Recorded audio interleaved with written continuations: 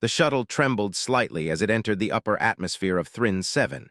Captain Elias Varn gripped the control panel, his knuckles white against the cold metal. He had flown through countless star systems, but nothing had prepared him for this world. From the viewport, the surface shimmered like molten gold under a rising sun. Towering spires stretched into the sky, floating gardens drifted above streets of silver, and streams of light reflected off crystal domes. Everything about Thrin 7 felt alive, vibrant, and yet strangely familiar. Elias had been chosen for this mission because humans were unpredictable, creative, and above all, resilient. Earth had sent him as a representative of humanity to the Thrin, the galaxy's oldest and most enigmatic civilization. The Thrin were known for their intelligence, their psychic powers, and their ability to see patterns in ways no other species could. They had watched humans for decades from afar, cataloging every behavior, every choice, every act of ingenuity. Elias wondered how much they truly understood about his kind. As the shuttle touched down on a floating platform, a soft chime echoed through the cabin. The doors slid open, revealing two Thrin attendants. They were tall, elegant beings with translucent skin that shimmered in soft blues and purples. Their eyes were large, almond-shaped, and glimmered with subtle intelligence. They did not speak, yet their presence carried a sense of calm authority. "Welcome to Thrin 7, Captain Varn," one of them said telepathically. Elias started at the voice, which seemed to echo inside his own mind. His pulse quickened. Humans were not accustomed to telepathy, and yet it felt oddly comforting, like a quiet breeze brushing against the edge of his thoughts. The attendants guided him through the city, their movements graceful and precise. As they walked, Elias observed everything around him. Citizens moved in harmony, their gestures and expressions synchronized in ways he could not immediately understand. Above, the floating gardens swayed, each plant suspended by invisible threads that seemed to respond to the slightest wind or thought. He realized that Thrin 7 was not just a city, it was a living network of intelligence. Soon, they reached the palace, a massive structure that seemed to grow from the center of the city itself. Its walls glistened like polished gemstone, and light refracted through its surfaces, casting prismatic colors across the surrounding courtyard. The attendants led Elias into the main hall, where an audience awaited. The hall was enormous. Its ceilings soared higher than any human structure he had ever seen, and intricate carvings of stars, planets, and cosmic phenomena decorated every surface. At the far end of the hall, upon a throne that seemed carved from crystal and light, sat Queen Kelara. She was breathtaking, even from a distance. Her presence radiated calm authority, yet there was a spark of curiosity in her eyes that made Elias feel both exposed and understood. As he approached, a hush fell over the room. The Thrin court observed him with polite restraint, their expressions carefully neutral. Elias knew that humans were often considered weak and fragile by other civilizations. The Thrin had seen countless species rise and fall, and they measured strength not by weapons or numbers, but by subtle intelligence and adaptability. When he finally stood before the throne, Kelara leaned forward, her face calm and her eyes fixed on him. Then she did something unexpected. She leaned closer so that only Elias could hear and whispered, "I know who you are, human." I don't understand," Elias said carefully, his voice echoing slightly in the hall. Kelara straightened and smiled faintly. "It is not your deeds I know, Captain Varn, it is your potential. I have watched your species, and I have seen what humans can become when guided by courage and ingenuity. You embody that potential." He had spent his life learning, training, and exploring, yet he had never considered that his species could be recognized as more than fragile observers. To hear it from a queen of a civilization older than the memory of stars was both humbling and inspiring. The attendants motioned for him to follow, and Kelara rose from her throne, walking beside him as they moved into a private corridor. Her presence was commanding but not intimidating. "You must understand," she said. "My court watches all. Many doubt humans, yet I see what you are capable of. That is why you are here." Flowers with translucent petals glowed faintly, and delicate creatures fluttered among them, leaving trails of light. The air was sweet with the scent of unknown blooms. Kelara paused beside a pool, gazing into its still waters. "This garden is older than your world," she said.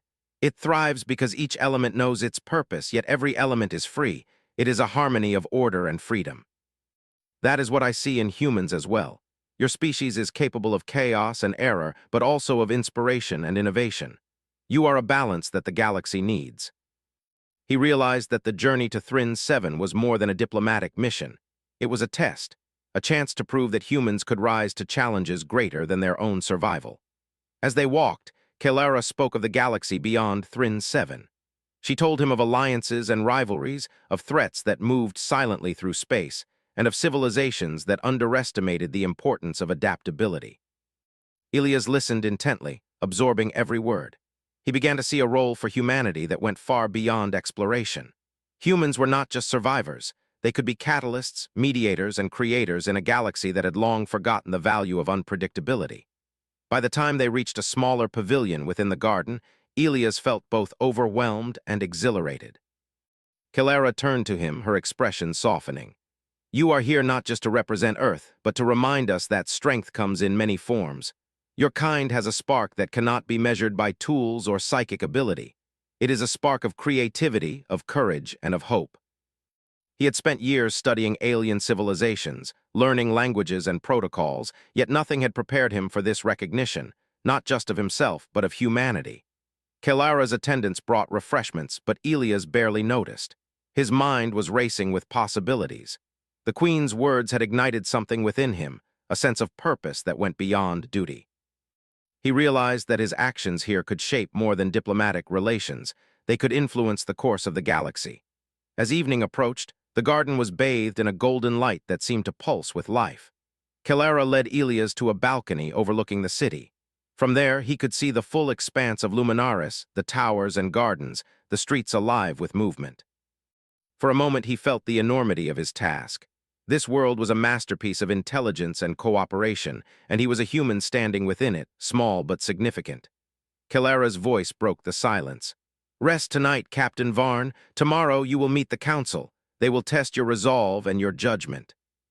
Remember, your value lies not in perfection, but in your ability to adapt, to inspire, and to lead when others hesitate." That night, as he prepared for rest, Ilias thought about Kelara's words, "I know who you are." He realized that she did not just mean him as an individual, she meant humans as a species. She saw their potential to shape the galaxy in ways others could not, to bring innovation, courage, and hope where it was needed most. Sleep did not come easily.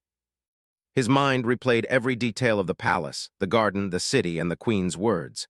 He felt a stirring of pride and responsibility, a mixture that was uniquely human.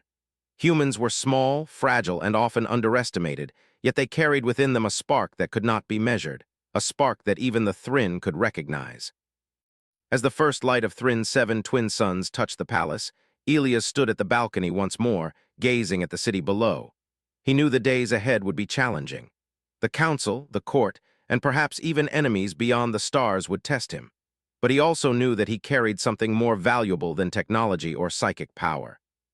He carried humanity itself, a species that could adapt, inspire, and rise to challenges with a courage no alien civilization had yet fully understood. And somewhere in the palace, Queen Kelara watched him, her eyes reflecting both pride and quiet hope. She had recognized the spark within him, the spark of human potential, and she knew that the galaxy was about to witness something remarkable. Ilias clenched his fists, a smile tugging at his lips. He was a human, small but capable, fragile but determined, and he would show the Thrin and the galaxy what humanity could truly do. The adventure was only beginning, and the world of Thrin 7 awaited him, full of mystery, challenge, and the promise of discovery. The next morning, Ilias awoke to the soft, golden light of Thrin's 7 twin suns. The palace was quiet, yet it seemed alive, humming with the subtle energy of 1,000 thoughts moving at once. He dressed carefully, knowing today would mark his first real meeting with the Thrin Council. This was a group of the wisest and most powerful individuals on the planet, each one a master of thought and strategy. As he made his way through the palace corridors, the attendants greeted him with silent bows. The hallways themselves seemed aware of his presence, the light shifting slightly as he passed, guiding him forward. He marveled at the architecture. Unlike human cities, which were often chaotic or overbuilt, every detail here had a purpose. Each curve of the walls, each floating light, each garden path had been placed with intention. The Thrin valued harmony above all, yet they also valued freedom. Ilias could feel it everywhere. He entered the council chamber, a vast circular room with a high ceiling that glimmered like starlight. Seated around the room were the council members. They were a diverse group of Thrinn, each with their own unique appearance, some with skin like polished silver, others with eyes that seemed to contain entire galaxies. When he entered, a hush fell. Elias felt the weight of centuries in the room. These were beings who had lived longer than most civilizations, and yet they had agreed to meet with a human. That in itself was extraordinary. Queen Kelara rose to welcome him.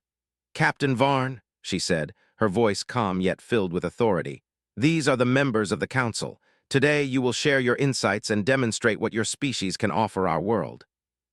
Elias could feel their thoughts brushing against his mind, subtle and precise, as if they were weighing not just his words but his intentions, his honesty, his very character. He took a deep breath and began. "I have studied your history and your society," Elias began, keeping his voice steady, "and I am amazed at what you have achieved. Your technology, your culture, your understanding of the universe. It is unlike anything I have seen. Earth is far younger and we are still learning, but I believe that humans can offer something unique.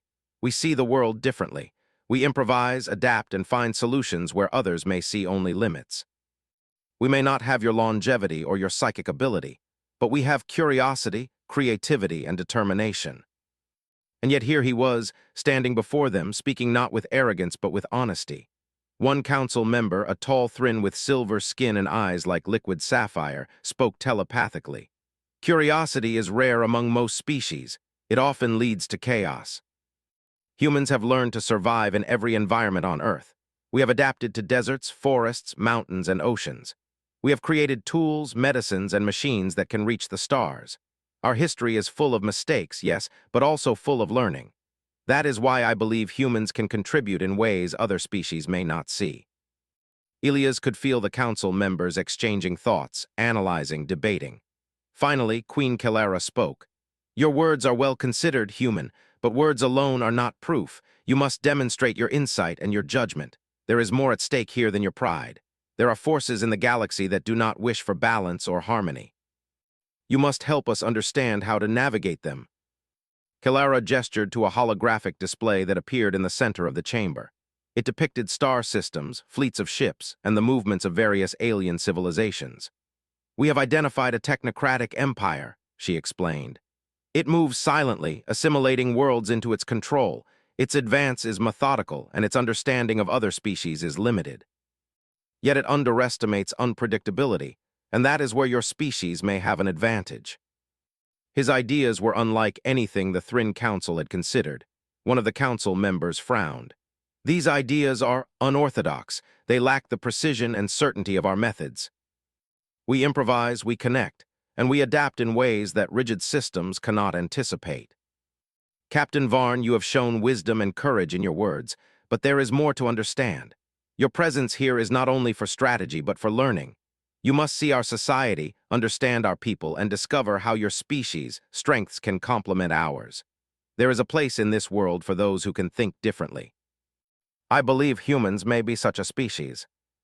To earn true respect, he would need to navigate not only the council but the society itself, learning its rhythms and understanding its values." Over the next few days, Elias explored the palace and its gardens, observing the Thrinn in their daily routines. He noticed the smallest details: how a Thrinn caretaker adjusted the flow of water in a floating fountain, how scholars exchanged ideas without speaking, their thoughts weaving together in complex patterns, and how citizens moved with a harmony that seemed almost choreographed. Every interaction carried meaning, every gesture had purpose. He also began to notice the subtle skepticism of some members of the court. While Kelara and a few others welcomed him warmly, others watched him with thinly veiled doubt. Humans were unpredictable. They could inspire, yes, but they could also fail spectacularly. Elias understood that earning trust here would require more than words. It would require action, integrity, and ingenuity. One evening, as he walked through the palace gardens, Elias encountered a young Thrinn scholar struggling to repair a delicate device. Its components floated in midair, guided by subtle psychic fields. The scholar's concentration wavered, and the device began to drift apart. Without thinking, Elias stepped forward, observing the patterns, and suggested a slight adjustment in the arrangement of the components. The scholar hesitated but followed his advice. Slowly, the device stabilized. "You have a unique perspective," the scholar said, a note of admiration in their voice. Most Thrinn would not see the solution in that way. Sometimes a fresh perspective helps. Humans have learned to solve problems with limited resources. We improvise when necessary. That night, Kelera joined him in the garden. She walked beside him, her presence quiet but commanding. "You are learning quickly, Captain Varn," she said. "But there are those who still doubt. You must continue to show not just intelligence, but integrity and courage. Your species has a spark that the galaxy has not fully appreciated. That spark may become essential in the days ahead. That even small, fragile beings can change the course of events when they act with courage and wisdom." In the days that followed, Elias continued to observe, learn, and interact with the Thrinn. He found joy in small victories, helping a young scholar solve a problem, suggesting improvements in garden design, or simply listening and understanding the subtle flow of Thrinn society. Each day, he earned more respect, not through force or power, but through empathy, creativity, and insight. And all the while, he could feel the quiet presence of Queen Kelera, guiding, observing, and believing in him. Her faith in humanity and his species was a gift and a challenge. It reminded him that being human was not a limitation, but a strength. By the end of the second week, Elias had begun to see the threads connecting every aspect of Thrinn 7: culture, science, governance, and community. The Thrinn valued precision, intelligence, and harmony, but they also valued courage, insight, and adaptability, the very traits that humans could offer. He realized that his presence here was not just symbolic. Humans had a role to play in this society, a role that could shape the future in ways that even the Thrinn themselves had not anticipated. Elias closed his eyes for a moment, breathing in the fragrant air of the palace gardens. He felt a sense of connection, not just to the Thrinn or to Queen Kelera, but to the idea that humanity could rise to meet challenges far greater than itself. The galaxy was full of mysteries, threats, and opportunities. And humans, with all their flaws and brilliance, could navigate them in ways that no other species could. As the twin suns set, casting long golden shadows across the city, Elias knew that his journey was only beginning. The council, the court, and the galaxy itself would test him. But he was ready. He had seen the potential within himself, and more importantly, within his species. He understood now why Queen Kelera had whispered to him, "I know who you are, human." Elias turned toward the palace, ready to continue his journey, ready to prove that humans were more than their reputation suggested. And somewhere deep within the heart of Thrinn 7, Queen Kelera watched with quiet pride, knowing that the galaxy's future might be brighter than anyone had imagined. The morning air of Thrinn 7 was cool and fragrant, carrying the scent of floating gardens and blooming flora. Captain Elias Varn stood in the palace courtyard, staring at a strange structure that had appeared overnight. It was a large, transparent dome filled with light and mist, suspended just above the marble ground. Inside, objects floated gently, moving without visible support, as if the air itself had become a playground for the mind. Queen Kelera approached silently. Her presence was calm, yet it carried the weight of authority and expectation. "Today," she said, "you will undergo the trial of insight. It is a test of perception, judgment, and creativity. You will face challenges that cannot be solved by strength, weapons, or technology alone. Your mind and your spirit will be your tools." He glanced at the floating objects, some simple shapes, others more complex, seemingly impossible to manipulate. The Thrinn had designed this challenge not to intimidate, but to reveal the essence of a being's intelligence and character. He stepped forward into the dome. The air inside shimmered, responding to his presence. Immediately, a floating puzzle of geometric shapes drifted toward him. Each shape emitted a faint glow, and they rotated slowly, shifting in patterns that seemed random at first. Elias studied them carefully. He realized that the shapes were not fixed in place, but were connected in a subtle rhythm. Every movement of one affected the others. He reached out with his hands, not touching the shapes, but imagining the flow of their energy. Slowly, the objects began to align. Elias thought about balance, about how small changes could lead to larger results. He remembered the floating gardens he had seen in the city and how each plant responded to wind, light, and care. Applying the same principle, he guided the shapes into a harmonious pattern. A soft chime echoed through the dome, signaling the first success. A new challenge appeared. This one involved multiple Thrinn observers, each with a small device floating in front of them. They were quarreling silently, their telepathic voices blending into confusion. Elias realized that the objects represented a dispute, a problem that required negotiation rather than force.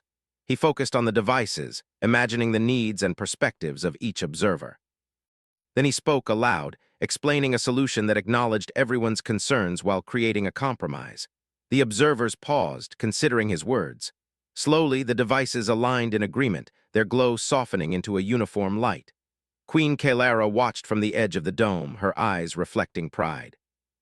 Ilias could feel the weight of the trial, but also the subtle encouragement she provided. She had seen potential in humans before he had seen it in himself, and now he was discovering it. The next test was more complex. A large map of star systems materialized in the center of the dome. Paths of light indicated trade routes, supply lines, and communication networks. A dark shape hovered near the edge, representing a mysterious technocratic empire that had been spreading silently across the galaxy. Ilias was asked to find a way to protect the systems without engaging in direct conflict. He studied the map carefully, thinking like a human strategist. The Thrinn were used to precision and long-term planning, but humans excelled in improvisation and creative problem-solving. He traced potential paths, imagining unexpected diversions, hidden alliances, and ways to use unpredictability as a strength. "I believe," he said, "that we can defend these systems by using deception and mobility. Instead of confronting the enemy directly, we create diversions, protect the most vulnerable systems first, and use small, agile teams to respond to threats. The enemy expects predictable moves, but humans can act in unexpected ways." Even the most skeptical Thrinn Council members had to acknowledge that his approach was innovative. For hours, Ilias faced one challenge after another. He resolved disputes between simulated alien civilizations, repaired devices that had no visible mechanism, and found creative solutions to problems that seemed impossible. Each success built his confidence, and he could feel his understanding of Thrinn logic growing.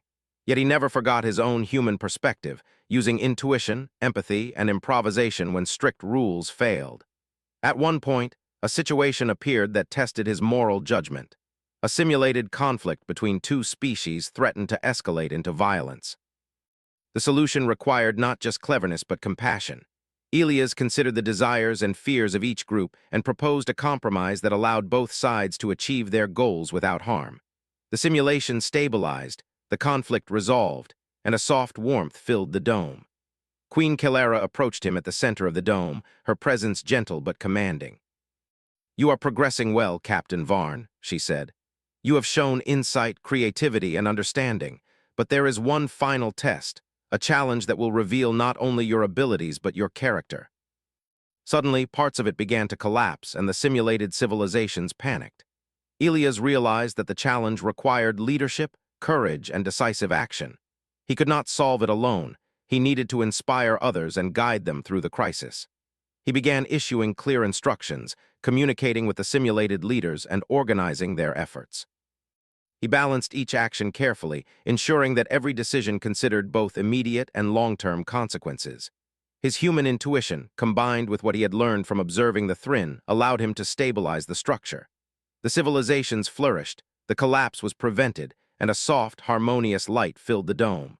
Queen Kalara's eyes shone with pride. "You have succeeded, Ilias Varn," she said. "You have shown the qualities that humans possess: creativity, courage, empathy, and the ability to inspire. These are strengths that no technology or psychic power can replace." He had faced challenges designed by the Thrinn, a civilization older and wiser than his own, and he had prevailed, not through power or force, but through the qualities that made humans unique. He realized that this trial had not only tested him, but had also revealed the potential of his species. After the trial, Kalara led him back to the palace gardens. The sun was low, casting long shadows across the floating paths and glowing pools. Ilias walked beside her in silence for a few moments, reflecting on the day's events. "You have proven yourself," Kalara said finally. "But there is more to understand. The galaxy is changing. The technocratic empire I mentioned earlier is not just a distant threat. It seeks to expand aggressively, assimilating weaker civilizations into its control. Your perspective, human ingenuity, and unpredictability may become crucial in the days to come. That is why I sought you. I did not bring a human here merely to observe or to serve as a diplomat. I brought you because your species possesses qualities that can influence the galaxy in ways even the Thrinn have not fully realized. You have the ability to inspire, to innovate, and to act when others hesitate. He realized that the trial had been only the beginning. His success had proven his personal abilities, but now the stakes were higher. The galaxy faced threats that could not be overcome by one species alone. Humans, with their adaptability and ingenuity, might play a key role in shaping the outcome. Over the following days, Elias began to meet with various Thryn leaders and scholars. He learned about their culture, their governance, and their philosophies. He discovered that while the Thryn were powerful and intelligent, they had become overly reliant on logic and psychic insight, sometimes overlooking the unpredictable variables that humans could exploit.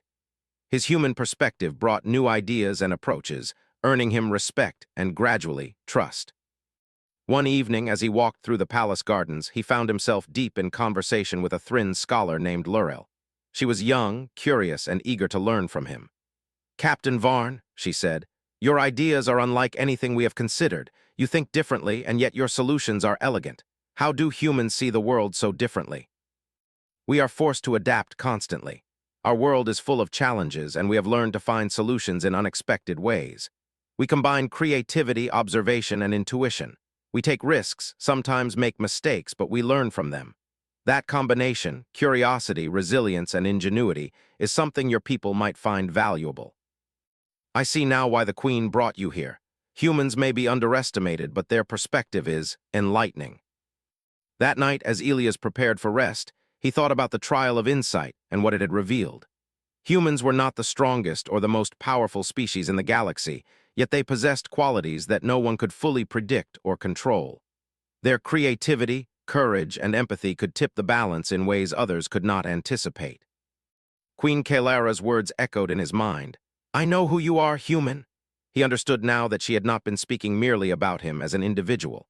She had seen the potential of humanity itself, a spark that could illuminate the galaxy when nurtured and applied wisely.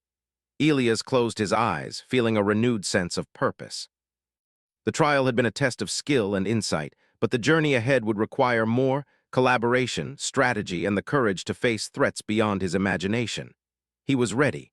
Humans had survived countless challenges on Earth, and now they would face challenges on a cosmic scale. Somewhere in the palace, Kalara watched him silently. She had seen his progress, his understanding, and his potential. She knew that the galaxy would soon see the value of humans, a species underestimated for far too long. And with Elias leading by example, the spark of humanity might shine brighter than anyone had imagined. The stars outside Thryn 7 glimmered like scattered diamonds, hinting at the adventures, dangers, and discoveries to come. Elias felt a thrill of anticipation. The trial had tested him, but it had also prepared him. Now he was ready to show the Thryn, and perhaps the galaxy, that humanity's strength lay not in brute force, but in heart, mind, and spirit. The morning light spilled over the city of Luminaris, casting soft shadows across its crystal towers and floating gardens. Captain Elias Varn stepped onto the palace balcony, his gaze sweeping over Thryn 7. The city hummed with life, the Thryn moving with their usual precision, yet beneath the surface, subtle tensions rippled. Word of his successes in the trial of insight had spread through the palace and the council. While many admired him, some were cautious, skeptical of what a human could truly offer.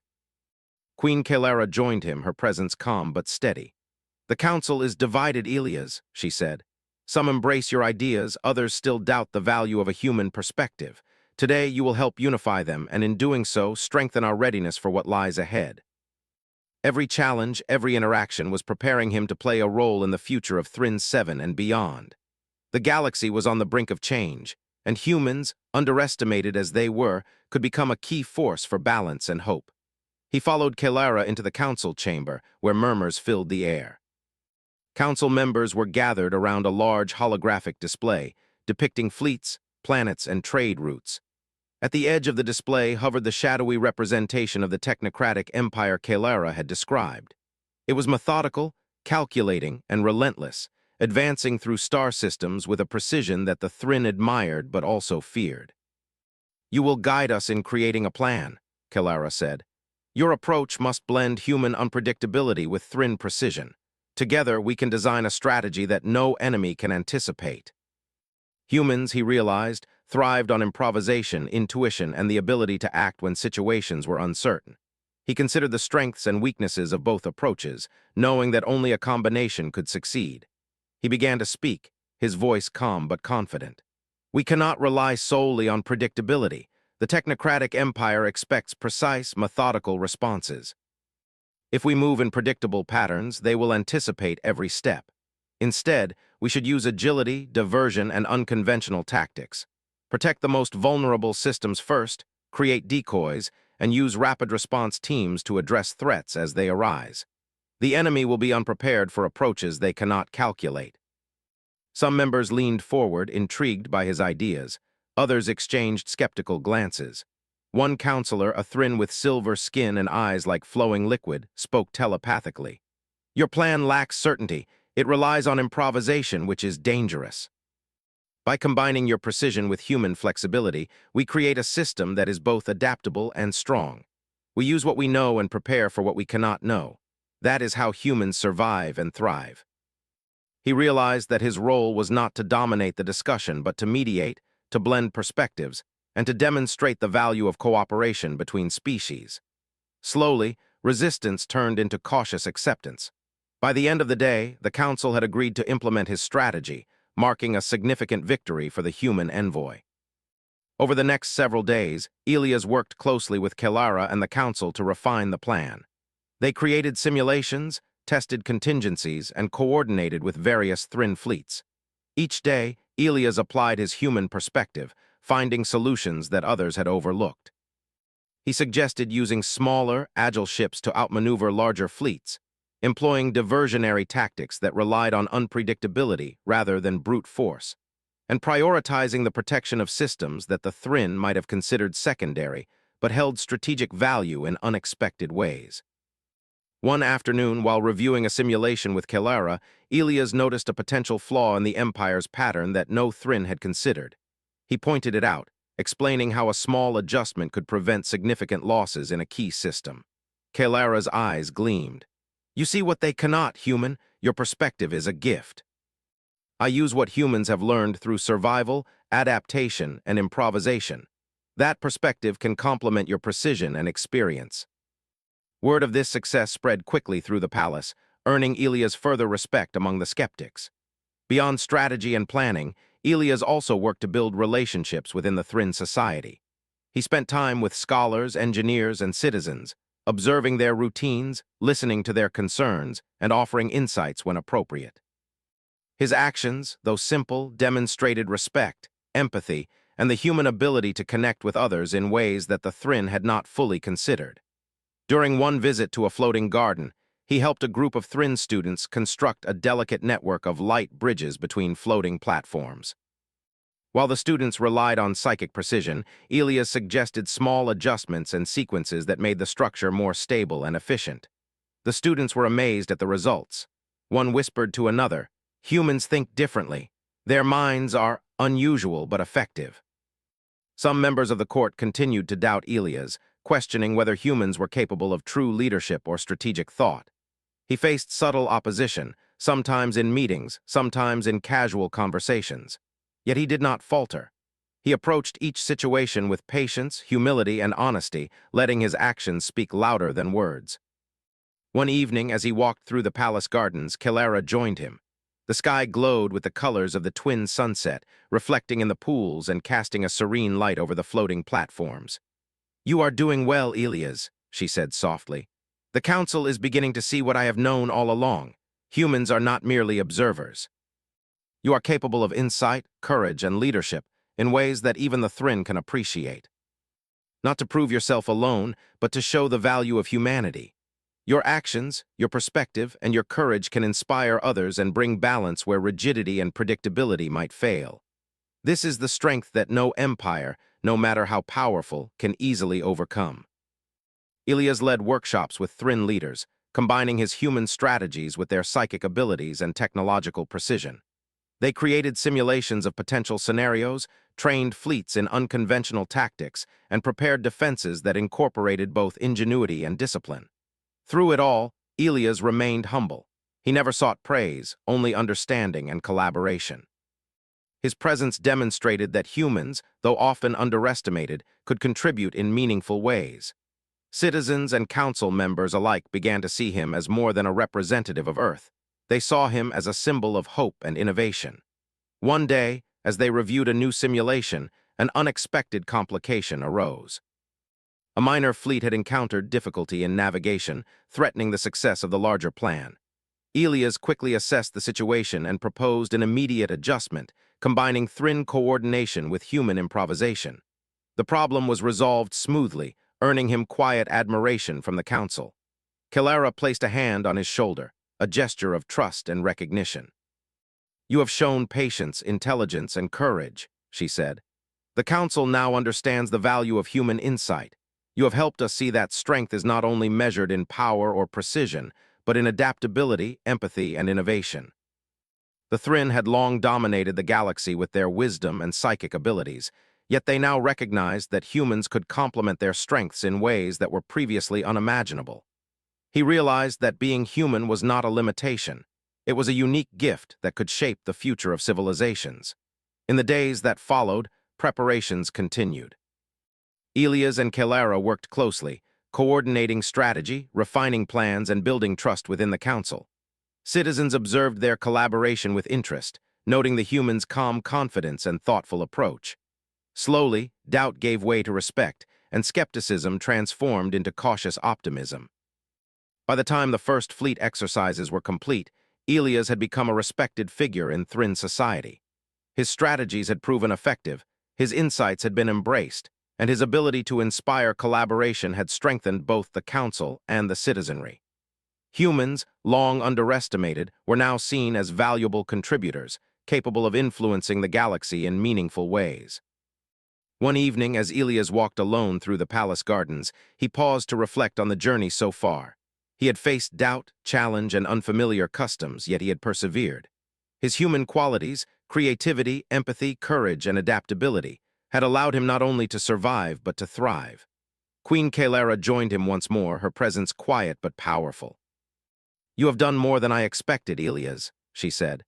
"You have shown that humans are not merely fragile observers, but essential contributors to the galaxy's future. Your perspective, ingenuity, and spirit have strengthened us all. I knew when I brought you here that humanity had a spark, and you have proven it." He realized that the work was far from over, but the trust and respect he had earned laid a strong foundation. The galaxy would soon face challenges that required unity, creativity, and courage. Humans had a role to play, and he was ready to lead by example. As the twin suns set, casting golden light over the floating gardens and crystal towers, Elias felt a deep sense of purpose. He was not just a human among the Thrin. He was a symbol of what humanity could achieve when guided by courage, insight, and compassion. The galaxy was vast and unpredictable, but with collaboration and trust, even the smallest and most underestimated species could shape its destiny. The city of Luminaris glowed softly under the light of Thrin, 7 twin suns. Captain Elias Varn stood on the palace balcony, overlooking the floating gardens and crystal towers. The city had been alive with preparation for weeks. Fleets moved through the skies, simulations had been run countless times, and Thrin leaders had embraced the humans' perspective with growing confidence. Now, the moment had come to test their plans in reality. Queen Kilara joined him, her expression calm but focused. "The technocratic empire is approaching," she said. "They do not know what to expect. They rely on predictability, on order. That is why your strategies, human, are vital. Your perspective will help us succeed where others might fail. We can adapt quickly to changing situations, and we can respond in ways they will not anticipate."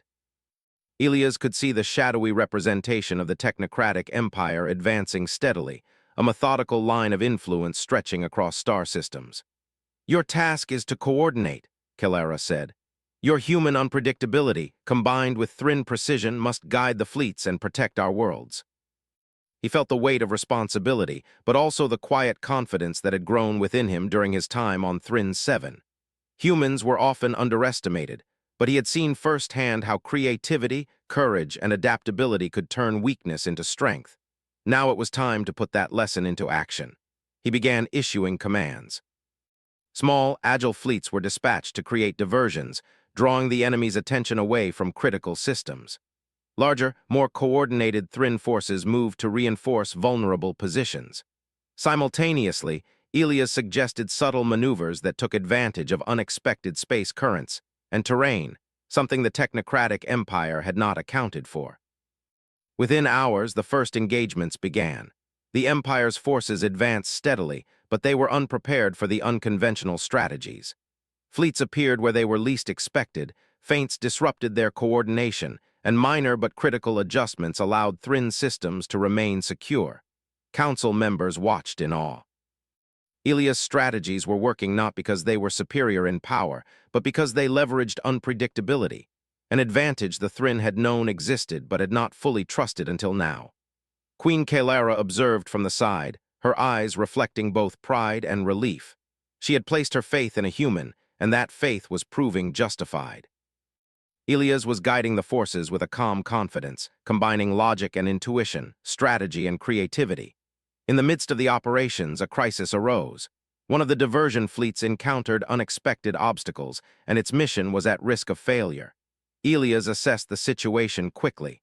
He could have relied solely on Thryn precision to correct it, but that would have been predictable. Instead, he devised an improvised maneuver, rerouting smaller ships to create a chain of support and using misdirection to confuse the enemy. The plan worked. The fleet avoided disaster, the enemy was misled, and critical systems remained secure. The council members exchanged impressed glances, acknowledging the unique value of human insight. As the day progressed, Elias continued to coordinate efforts, making real-time adjustments based on incoming reports.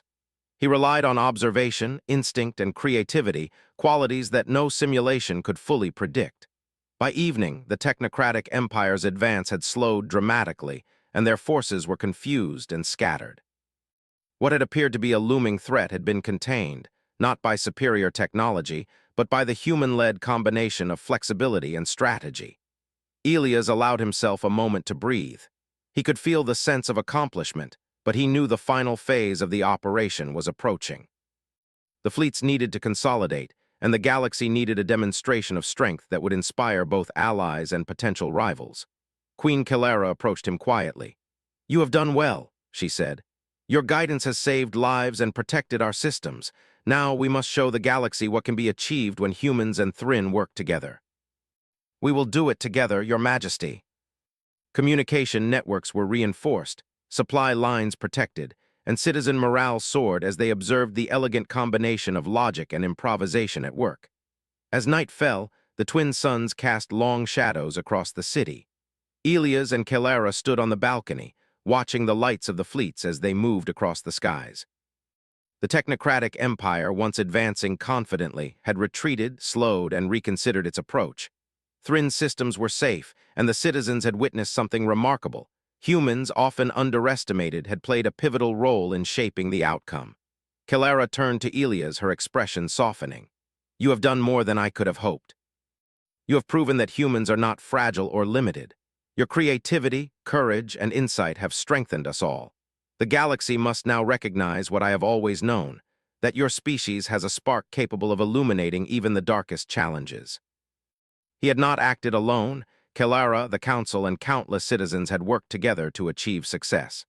Yet he understood the deeper significance. Humans, often dismissed, could influence events in ways that no one could predict.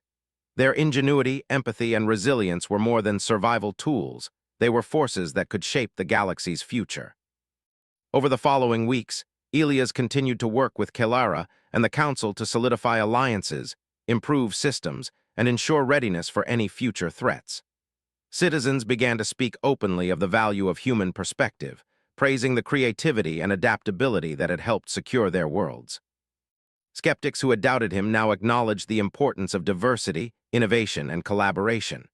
Elias also took time to connect personally with Thryn citizens, scholars, and leaders. He shared stories of Earth, explained human problem-solving approaches, and learned more about Thryn culture and values. Through these interactions, he demonstrated that humans were capable of empathy, collaboration, and leadership, not through force, but through understanding and insight. One afternoon, as he walked through a floating garden, he was approached by Lurel, the young scholar he had first helped during his trial of insight. She smiled warmly. "Captain Varn, you have done what I thought impossible. Humans are now respected, valued, and trusted. You have shown that your species can make a real difference. You have shown us something important, that courage, creativity, and insight are as powerful as any technology or psychic ability. We have learned from you. You have shown the galaxy the value of humans. You have inspired confidence, unity, and hope. Your actions have proven that strength comes not from size or power alone, but from heart, mind, and spirit. I am honored to serve, and I hope this is only the beginning of what humans can contribute. He understood now that her words were not only about him personally, but about humanity. Humans had been underestimated for far too long. They were fragile in the eyes of some, limited in the eyes of others, yet their ingenuity, courage, and empathy could influence the fate of civilizations. In the following days, Elias helped formalize a new alliance of species, combining human creativity with Thrin wisdom and other ally strengths. The galaxy began to see humans in a new light, not as observers, but as participants, innovators, and contributors to interstellar harmony. As he walked once more through the floating gardens, Elias reflected on his journey. From the moment he had arrived on Thrin 7, he had faced doubt, skepticism, and challenges that tested his abilities and character. Yet through observation, creativity, and courage, he had earned respect and demonstrated the value of humanity. He realized that being human was not a limitation. It was a unique gift, a combination of resilience, ingenuity, empathy, and courage that no other species possessed in the same way. And in a galaxy filled with uncertainty, that gift could illuminate paths that others could not see. Queen Kalara appeared beside him again, looking out over the city. "The galaxy will remember today," she said, "and they will remember you, Elias Varn. Not because of power, not because of weapons, but because you embody the strength of your species. Humans have the ability to shape the universe in ways no one else can. You have shown it, and now others will see it too." Elias knew that the journey was not over. The galaxy was vast, full of mysteries and challenges, but he also knew that humanity had earned its place. Humans were small, fragile, and often underestimated, yet they possessed qualities that no simulation, technology, or psychic ability could replace: courage, empathy, creativity, and the power to inspire. And in that moment on the world of Thrin 7, humanity had proven that it could not only survive but thrive and shape the course of civilizations in ways no one had imagined. Elias turned to Queen Kalara, who smiled knowingly. "I knew who you were," she whispered once more, and for the first time Elias fully understood. She had not only known him, she had known the spark of humanity itself, a spark that would light the galaxy for generations to come. The stars above glimmered like diamonds, promising new adventures, discoveries, and opportunities. And Captain Elias Varn, human among the Thrin, stood ready to meet them all, confident that the galaxy had room for humans, small, clever, courageous humans, to leave their mark.